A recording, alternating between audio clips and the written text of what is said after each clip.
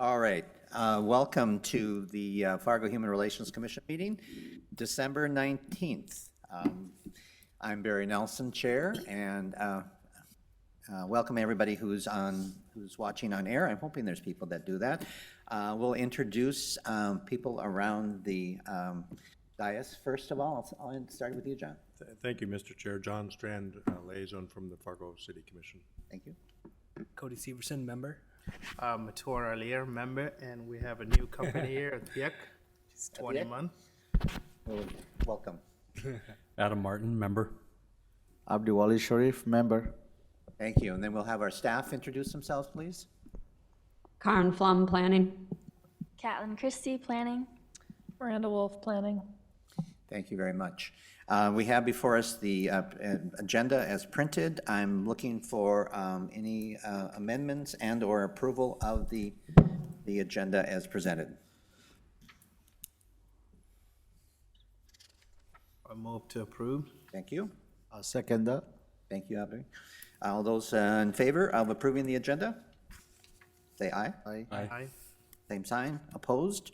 All right. We also have minutes from last month's meeting, the November 21st before us. Also looking for approval corrections of the minutes.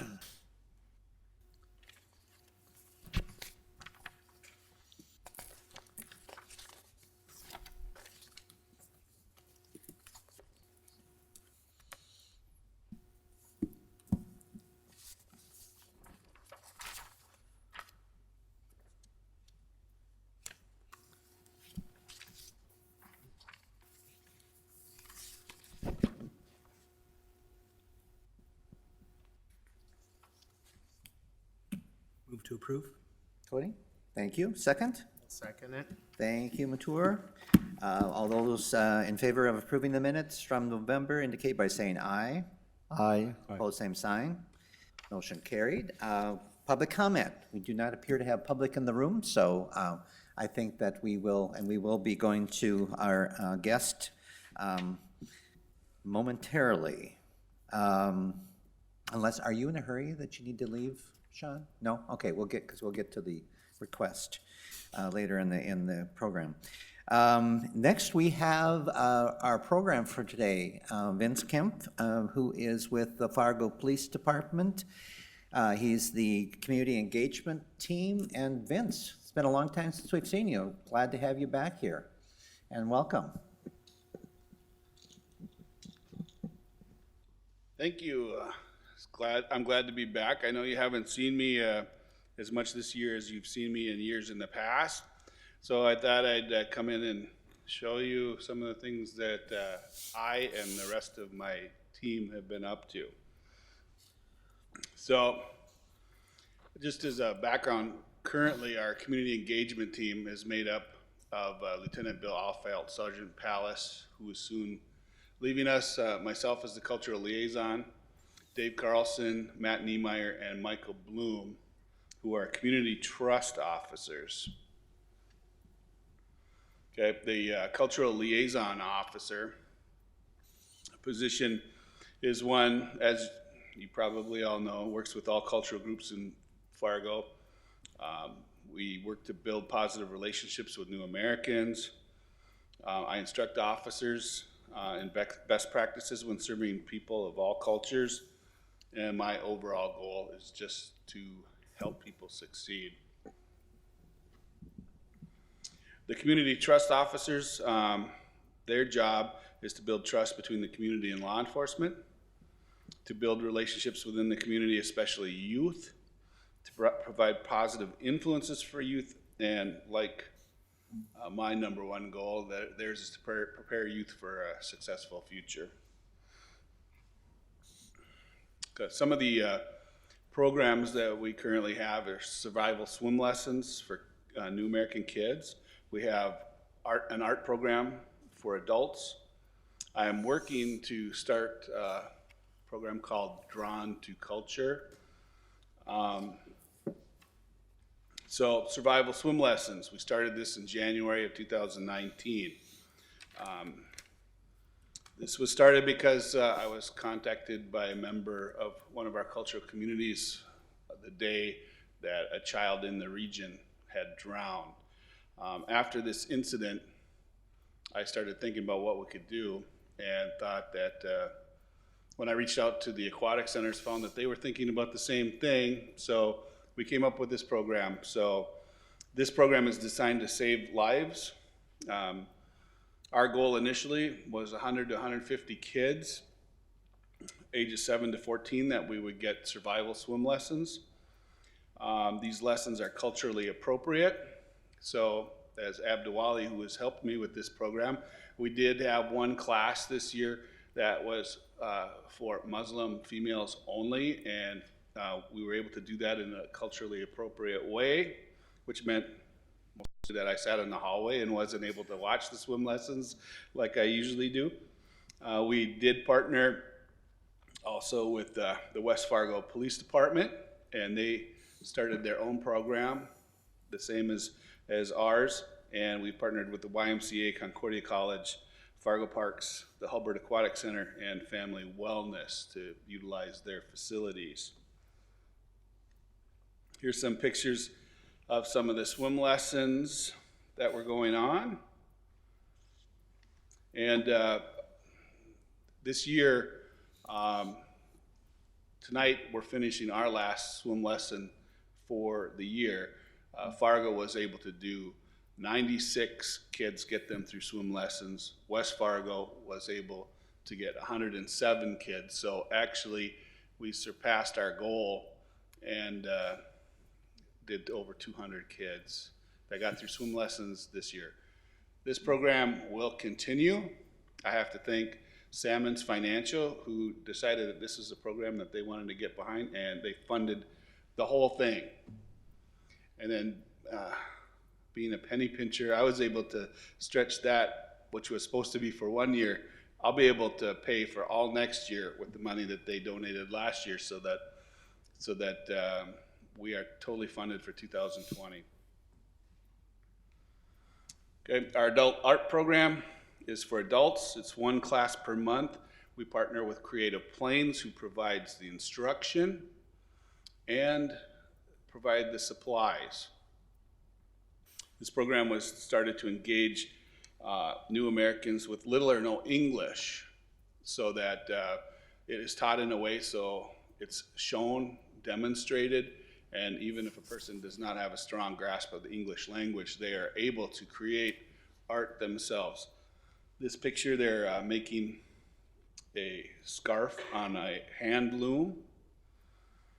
They talked me into having a leather stamping class. We made coin purses, and they were hand stamped by the individuals and hand sewn.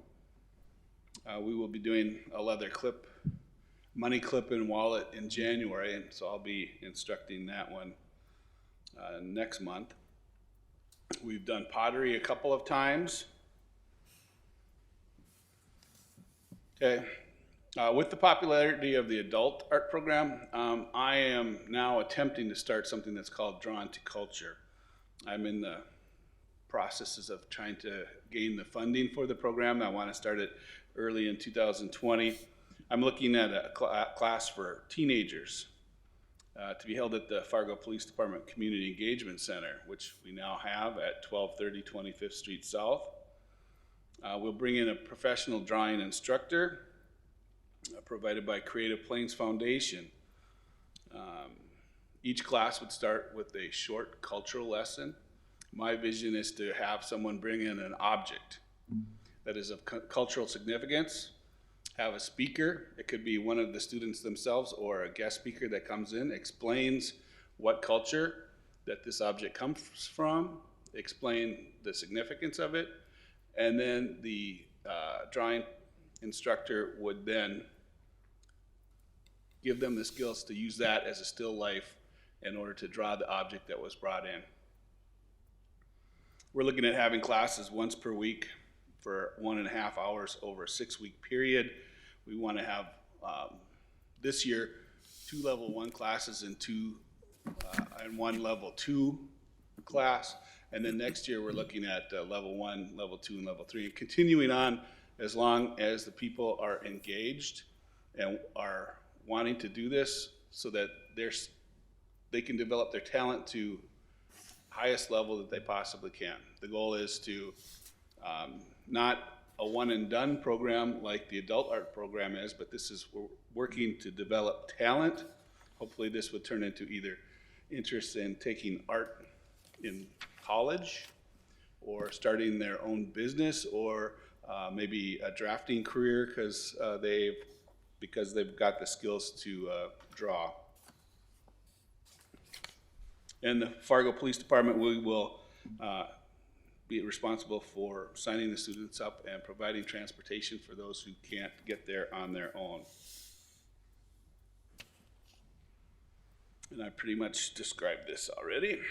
Okay, so this is the bus that we use for all our programs to get people to and from the programs if transportation is an issue. We're hoping that by next fall that we're able to get a second vehicle because we already have more programs than this one bus can handle, especially over the summer during summer camp. The Fargo Police Department's Engagement Center is located at the corner of 13th Avenue and 25th Street South. And this summer we had the Engagement Center decorated with some graffiti art to make it welcoming. As the Fargo Police Department moved from 3 locations into one, the former Border States Electric building at 105 25th Street North, PD 1 and PD 2, which are downtown, are no longer being utilized. All the police department personnel are housed out of that building now. However, we retained what we called PD 3 to become the Community Engagement Center. We've already used this for several classes and meetings, and it's still not completely where we want it. We need to get a PowerPoint projector and things like that for some more presentations, but otherwise it's functional at this point, and it has been for about a month and a half. Some of the other programs that we've had is Officer Bloom. He's famous for his music videos. He has Fargo United events at parks in the summer. Our partnership with the West Fargo Police and Cultural Liaison Officer Ryan Feltman is now that they are also doing West Fargo United events. Also, Officer Bloom takes the lead in our school assemblies. This year, our school assemblies have reached all the Fargo middle schools and high schools. The theme of this year's assemblies were on mental health and encouraging people to reach out if they feel stressed, if things are more than they can handle, to find someone that they trust, go to them, and seek the help that they need. We had David Paul Brooks, DPB, who comes to all our events, perform with Officer Bloom. Also, we had a singer-songwriter named B. Rose also came and helped us connect with the students as well. Here's a picture of our swim lessons that we held at Family Wellness. This was during the summer, I believe. This is CTO Matt Niemeyer. He's in charge of our summer camp. This is a camp that we hold for kids that have some behavior issues in school. And we found that oftentimes at the beginning of the year, the behavior issues would be most significant. By working with behavior specialists throughout the school year and their teachers and the other school staff, behavior becomes much better by the end of the school year. However, we found that there was a void over the summer that sometimes would cause the behaviors in the fall to be worse than they were when they ended school in the spring. So I think this summer will be the 4th year that we've had this camp. Officer Niemeyer has 2 months in the summer that he connects with kids. These kids are recommended to us by the schools, and it's by invitation only. We bring in the behavior specialists from the schools that the kids go to. Some of the teachers and the Fargo Police Department staff spend the summer with them, continuing education, continuing to work on behavioral issues, but also providing fun. Like this year, all the students also had swim lessons. They got to work out and exercise at TNT and have some fun with us too. And it all goes with building a better relationship between the police department and these youth. And here we have Lieutenant Offeld and Sergeant Pallas are our leaders. However, next month, Sergeant Pallas is retiring and going to work at Moorhead State University. And Lieutenant Offeld will be remaining with the police department, but we'll have a new lieutenant. So our new lieutenant will be George Vincent. Starting the new year, they're moving us from being connected to the patrol division and moving us to the admin division. And our new sergeant, I just found out yesterday, some of you may know her, Christy Jacobson, will be the leadership for our group next year. They will also be supervising all the school resource officers. So now, cultural liaison, community trust officers, and all the school officers are going to be together as part of the community engagement team. So our team will be much larger next year. Any questions? Wow. If not, this is our community engagement challenge coin. All the partners that provide a lot, I'll do that if I can just after this because I forgot about this slide. All our, a tradition within the military and the police department is if someone goes above and beyond and helps us with our programming, we provide them with a challenge coin. We developed this challenge coin by having a contest among area youth. A 12-year-old girl designed the back side of this coin. She was the winner of our contest where the hands are grasping each other. So forevermore, the community engagement team's challenge coin is going to have her design on our challenge coin. Okay, and you had a question? Yes, going back to the swimming lessons and all the activities that you guys are running, where do we get the information for other, because I do an after-school program at South Sudan Lutheran, the children that would benefit from the program that you guys are doing. Where do they go to sign up for like swimming lessons and other engagement activities? So right now, for all the different programs that we have, it's best just contact one of us. So you can contact me. I think most of you probably have my contact information as well. And those are probably some other things that we're working on. I think we might start having a Facebook presence for people to sign up. I know I've been collecting email addresses for those interested in our programs to make our recruiting easier for each of our programs. And I might be going over my time, but we also have lessons for youth on mixed martial arts, boxing, and self-defense. And these are physical activities that a lot of the people enjoy. We find what people are motivated to do and provide them with those activities as opposed to coming up with activities that we hope that they are motivated to belong to.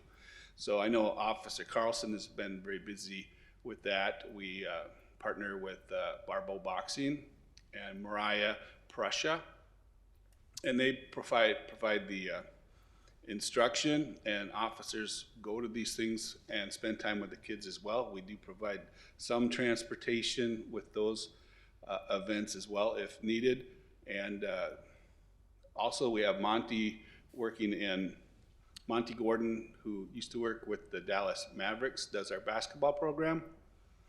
And this is all things that if we have kids that need something to do, rather than being bored and possibly getting into mischief, We give them something to do.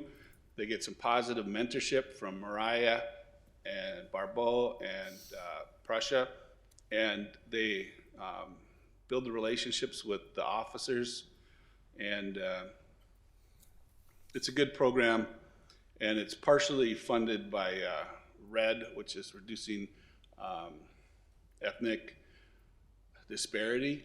It used to be called DMC, so that's why I struggled through remembering what RED stands for. They just changed the name. But that's a federal grant that we received to help reduce negative impact with people of different races and to bolster positive impact and contacts with them with the police department.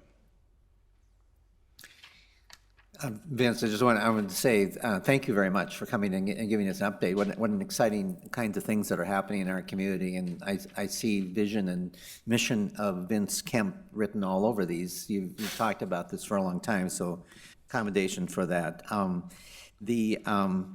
Just one really basic question is that I assume that the swim lesson instructors are all certified. Yes, Concordia College, the Hulbert Center. We've actually even reached out to Foss, who's now interested, Foss Swim School. So all the instructors and lifeguards are provided by the Aquatic Center. They're the ones that do the instruction. It's usually Officer Carlson and I that are also at the swim lessons, and we just provide extra set of eyes. We're responsible for getting the kids signed up. Through our Badges of Unity Fund, we pay for the lessons because of Salmon's financial support, and then we provide the transportation. It's excellent. Other questions from the commission? Would you cite any gaps in community involvement or support? Is there anything that this program needs in terms of the community getting behind it? I mean, hearing about it, I can't imagine any quadrant of the community that wouldn't be excited about supporting this, but. Honestly, all I do is go out and talk to people, as do the other people in the group, and people say, yes, this is awesome, what can we do to help? So there's a lot of public support. Probably the biggest issue that we have is the transportation one, because now, for example, last summer, during the summer camp, where our school bus or our transport bus is used for that summer camp all summer long, I had to borrow vans from the city, the library provided, LSS provided a driver and a bus for a while so that we could get the kids to the swim lessons without having the bus available because it's already being used. In fact, Officer Dave Carlson's outdoor camp, we had to hold it only on Fridays, and I don't even think I mentioned this camp, but he has an outdoor camp for kids that teach canoeing, kayaking, fishing, an attempt to get kids away from screens, whether it's on their phone, TV, or computer, get them out into the world at large and nature, and that was an awesome program, and he's expanding this. We did 20 kids last year. We're looking at more this year if we can do it, and that's our biggest thing, and I think we've already got that figured out. It's just we can't get another vehicle till September, probably. So, Great. Well, it's a good problem to have, that you have so much interest that you're needing this. probably the biggest issue is I am now very short of time. That's why I haven't been here as much as possible, because I've been so involved with the actual programming. And other than Abdiwali, that I see at least 2 to 3 times a week, I haven't seen you guys as much as I had in the previous years that I've been in this position. Oh, you're doing good. Thank you very much, Vince. Oh, If I could ask a question, Vince, and I'm not sure this is on point for this group's meeting today, but about 1.5 years ago, Officer Niemiller, and is it Niemiller or Niemiller?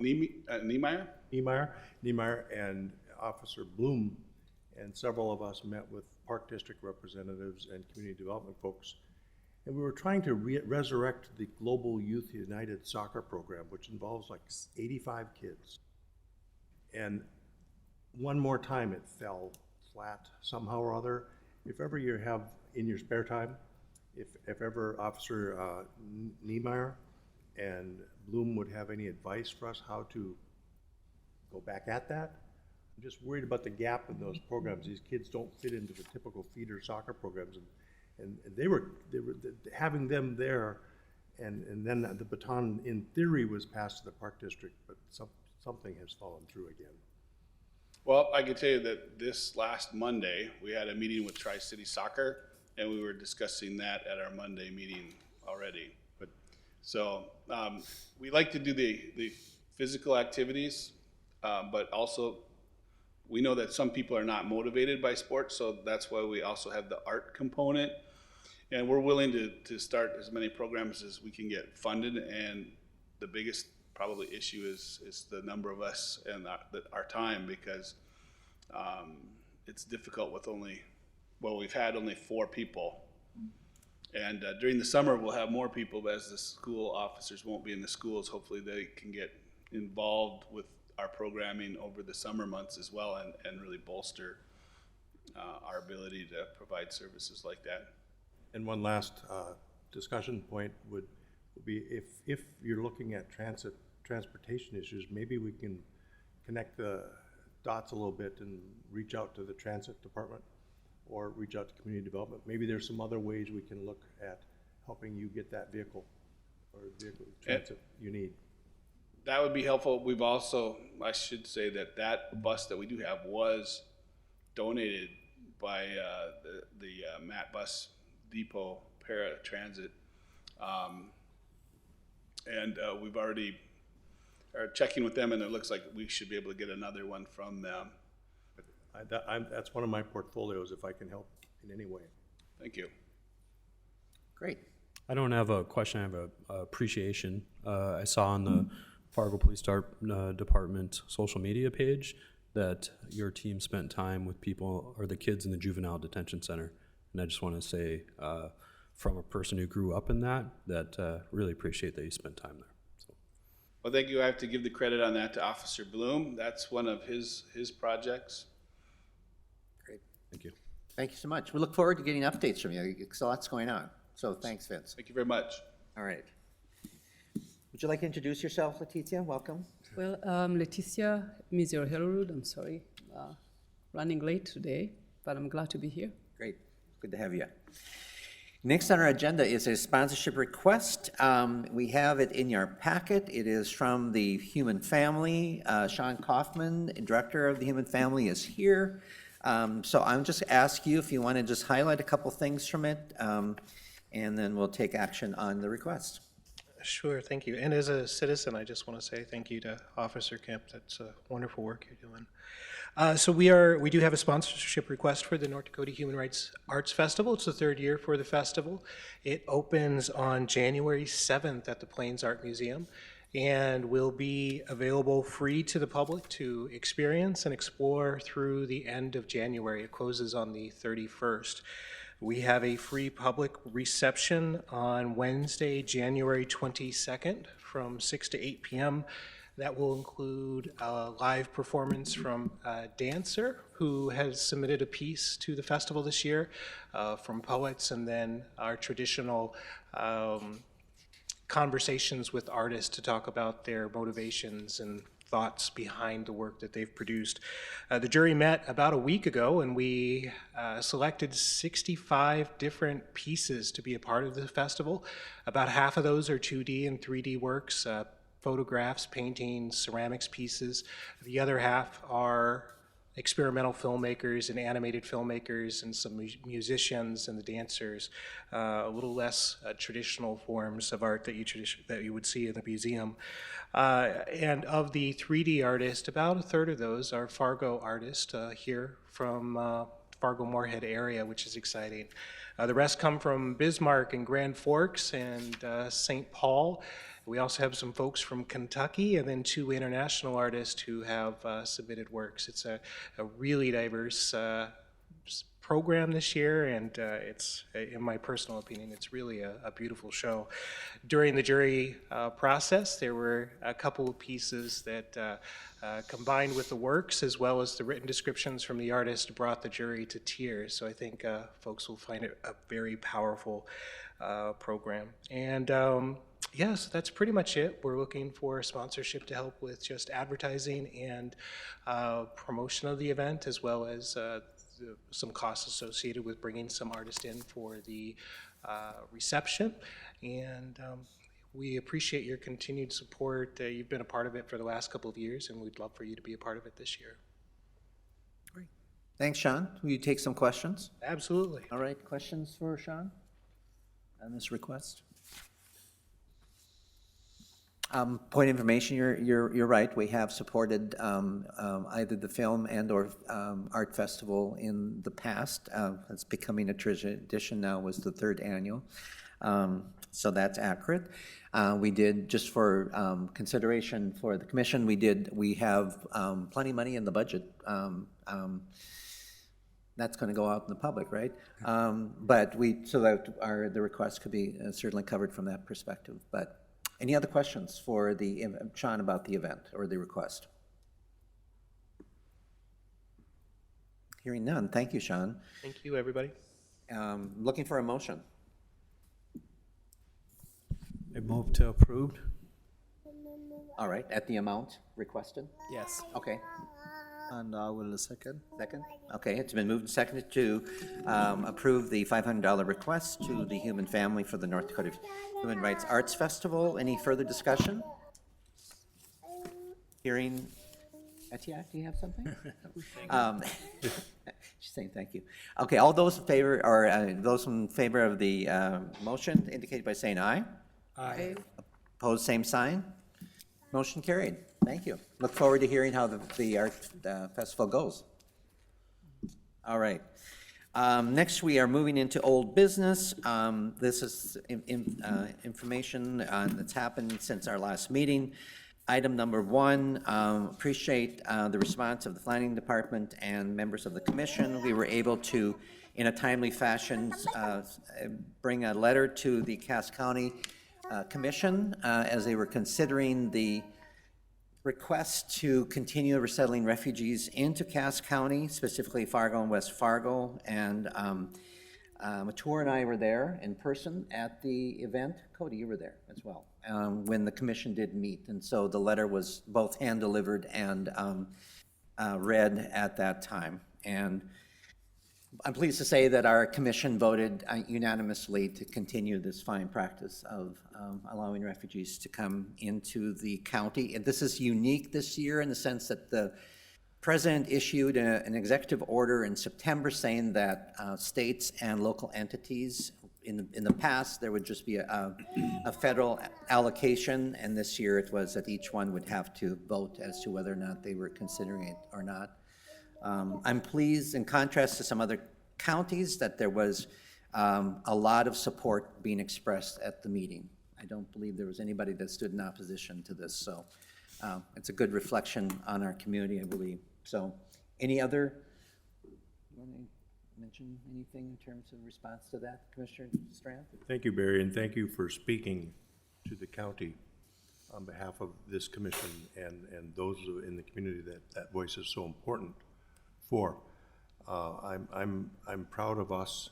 I'm not proud of what happened in Bismarck. You know, it slipped by 3-2, but it was an embarrassment to North Dakota that went across the country. And I hope that we always get gains year by year, and it's incremental. And I hope that the refugee community and the immigrant community knows our commitment is there, that we stand with them. They're valued in our population, in our community, and our job is to help reach out to the rest of North Dakota too, so that we're an inclusive, diverse, welcoming state. And I'm just knocking on wood that it didn't go 3-2 the other direction, because we'd have a whole different messaging issue going on with regard to this state. And Fargo has a role to lead others too. But thank you for your leadership, and could have been a different outcome locally, and I'm glad it wasn't. Thank you. Thank you for that. Mr. Chair, if I may. Yes. So to echo Commissioner Strand, at this table in attendance today, and I know there is a wider representation of former refugees, but there is Abdi Wali, who immigrated here from Kenya, originally from Somali. And there is Matur from South Sudan, and myself from Burundi originally. And Hamida, when she's also part of this body. And so I watched with a lot of emotions what was going on and what is going on really nationwide. And my son, who was 3 when we came to Fargo, was reading some of the comments during the Bismarck, Berlin County hearing, and he got sick to his stomach. He could not believe that people would use certain terminologies to describe other human beings. But what I want to say is to echo the pride that I felt with the support from Cass County and Clay County, Cass County for North Dakota for sure, but also to remind everyone that the 3 of us, the 4 of us are equally invested here, like all of you are, but also in the community. We are very much invested in this community. This is home, and we also, I know I can speak from fellow former refugees or refugees in this community. We appreciate the second chance, but we also appreciate the opportunities to contribute. So I really want people to start looking at the contributions, at the vitality, that we bring in all spheres. And I don't want to minimize the work that we still need to do to build better integrated communities. So I want to hear the people who fear someone like me. I want to just to connect with them, human to human. I want to understand where that fear comes from, and I want to kind of work truly on those issues. So there are real issues in the community and statewide, and I would like to us to keep working on platforms to hear one another. That's my comment. Thank you, Leticia. Appreciate that. I just want to acknowledge that Mayor Mahoney also sent his expression of support and said so to the media as well. And I was particularly impressed. There was a representative from the Youth Initiative there who read their statement of support, which was probably one of the more eloquent statements that was printed that day. So, and one of the statements they said that they did a survey amongst young people of our community, and one of the things they said, they don't want to live in a community that doesn't value diversity. So that was a really affirming kind of thing from our young people. All right. Well, thank you again. And I appreciate the fact the job's not over. It's an ongoing kind of thing that needs to be done in education.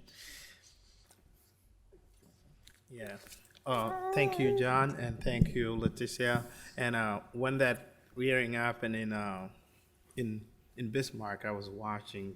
One of my friends put it on a Facebook Live, and I have been working with Megan. She lived in Minot, and she invited me to go there January 17 to speak to the local leaders to see if they would be able to take some of the refugees when they arrive next year. So wish me good luck there. Thank you, Mature, for doing that. All right. I am going to move us into the MLK event planning update, and Kathleen, you're going to provide that for us. So as you know, MLK Day will be on January 20th, and it'll be at 6:30 p.m. at the Fargo Theater for the HRC's annual celebration. And so typically every year, HRC members will volunteer at this event, and so we are asking that if you can, please arrive at the Fargo Theater at 5:45 on January 20th, to volunteer for the evening. And so we'll do a quick training, orientation, and then your roles will include greeters, ushers, and escorts for the award winners. So mark your calendars and pick up a poster right here on the table and spread the word. Thanks. Questions for Kathleen? Appreciate the work that the planning committee has been doing on that, and we look forward to another really warm event on what typically is a cold night. So thank you for that. We're going to move into staff report. I know that Nicole Crutchfield is out ill today and cannot talk about the work plan, but Kathleen, I believe, or Karen will be covering in her stead. So the work plan and budget update. I think were we going to adjourn for this time, or are we going to handle it right now? No, we were planning to do a little strategic planning exercise at the adjournment of the meeting. Okay. But just about the budget, we also just wanted to let folks know that we'll be sort of working on that after we finalize the work plan, which, as you'll see today in your packet, we're getting really close on. And if you wouldn't mind if I can roll into item B there. So our call for 2020 speakers, it was discussed yesterday with the executive committee, Barry and Mature, that we would have HRC members take turns sort of each month discussing for about 10 minutes the work that they do with their organization. And not to put Abdawali on the spot, but he has agreed to start that with the February meeting. So if you would like to take a particular month, feel free to reach out to Catlin or myself. Otherwise, we'll be in touch. And thank you, Karen. I know, Commissioner Strand, you had already a suggestion of some speakers, so I think we move those forward so we can put those on the plan. I think you mentioned new facilitators manager, that would be. Yes, and I don't want us to overlook ADA issues. Yeah. In honor of Keith Bjornson and his work over the years, and it's up to us not to drop that ball. So we have a new facilities manager for the city's buildings. I don't know this individual, but I think that'd be a great topic to bring forward and discuss ADA issues, accessibility issues, what we can do, and revisit those topics that were so important to Mr. Bjornson and us. Great, thank you. All right, anything else from the staff for the good of the group? All right, thank you. I'm just, one thing that's not on the agenda, I'll take liberty to mention, is that I brought along free copies of the 2019 report of the Municipal Equality Index. This is something that the Human Rights Campaign and Equality Federation Institute does each year. They look at about 200 mid and large-sized communities around the country and look at what kinds of practices and ordinances and laws are in place that are protecting the LGBT community. So we have a report of their summary for this year. It's a report that disturbs me personally because none of the communities in Fargo come out very high on this, and this is maybe not very surprising. I think we're at 55 out of 100 points, and so it might be something that we look at as a body this coming year is where are we falling down? I know there's obvious places we are, and what can we do as a body to move us up on the list? So I would, they offered free reports, so I take anything that's free. They're in a box, so I would encourage everyone to take a copy and take a look at it, and maybe we can put it on a discussion in the future. Mr. Chair, I thank you for bringing that up. I was at the National League of Cities recently and visited with the folks who are involved with this, and I agree. Fargo kind of looks okay relative to the rest of North Dakota, but it's not a pretty picture. And then Grand Forks eked above Fargo just a little bit, but they had somehow they got 13-point special credit. But we have our hands full on so many fronts, on getting folks back out of prison into our communities, on welcoming and accepting diversity and folks of the LGBT community, the refugee, immigrant community. We've just got so much work to do. And that's where I hope we can translate this into action. You know, we talk things, but we don't always, like, we need to at some point let the rubber hit the road about our city policies and ordinances. And what are our protections for the LGBT community? What can we do? What are our protections we can provide for people in housing? What can we do? What are our protections we can provide for people coming out of the law enforcement system back into our community and acclimating back? What can we do? Rather than just ongoingly, and we all know the frustrations of this, but rather than just acknowledging these problems, let's come up with some action and put some teeth into it and put some work into it. Roll up our sleeves. We won't always prevail, but we'll incrementally gain ground each time if we do it respectfully. Thank you. That report caught my attention, and it was disturbing to me too. Yep. So we should really discuss it. Good. Thank you, Commissioner. One other real personal note I want to mention is that Rachel Hoffman, a member of the commission, was planning to come and found out today her mother passed away. So if you would all keep her and her family in your thoughts and prayers going forward.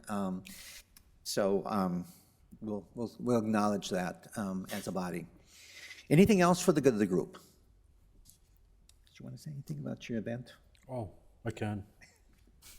We're having, so I'm the executive director for the F5 project here in Fargo, well, all over North Dakota. And we're having an opportunity ball where we're going to bring speakers in from other states. And one that I'm really looking forward to is Richard Mecklemore from Minneapolis, who went to prison when he was 17 for drugs and came out 17 years later. So, you know, he learned how to be an adult while he was in prison, which usually doesn't have a very good outcome.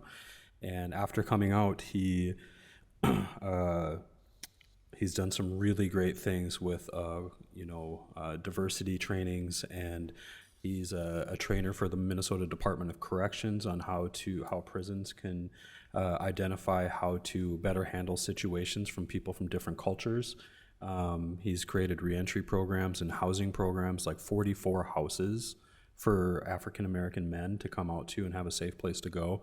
And healing circles is probably his claim to fame on restorative justice within the community rather than having to rely on court systems. So he's one of our speakers, and another speaker is Rose Ekman, who spent 6 years incarcerated for a vehicular homicide while she was drinking and driving, and struggled with alcoholism her whole life, and then found healing in a pet dog program in prison, and now has became a big advocate for that in prisons across America. So it's January 17th. We're gonna have a social right at the beginning at 6:30, silent auction, speakers. So it should be a blast. It'll be at the Avalon. Good. Thank you. It's good to know these great things. Abdulwali? Yeah, and and the last 3 days I was at Galveston Island in Texas, and just want to bring to your attention about the census. And we talked about how important it is and how it impacts your life. So all I'm gonna say is, like, everybody counts, and no matter where you're from, your nationality, your immigration status, or who you live with, everyone counts for the 2020 census. So I just want to say, and we should raise awareness and make sure everybody counts. That's all I have to say. Thank you. Great. Thanks, Abdulwali. And I assume you have a role. You're going to have a role in the census process. Yes. Okay. All right. Thank you. We are going to adjourn and have a little bit more work on our strategic planning. So next meeting, we don't meet in January because of MLK Day. Our next meeting is February 20th. Unless there is further information, our commission meeting stands adjourned.